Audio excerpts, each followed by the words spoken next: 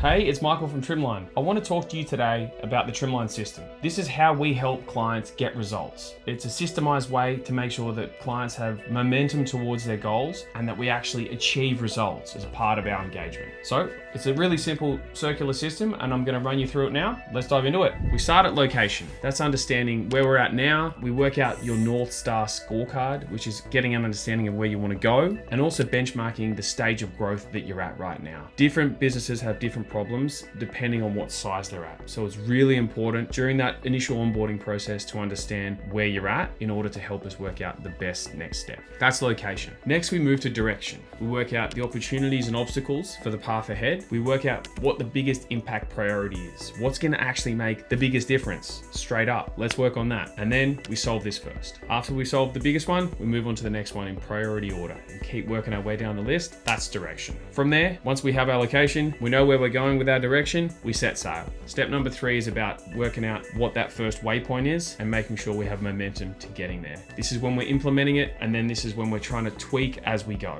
Depending on the cadence of regular meetings, this might be a quarterly catch-up, this might be a monthly catch-up to keep you on track, but it's important that we hold you accountable in order to keep that momentum towards your goals. So that's number 3, setting sail.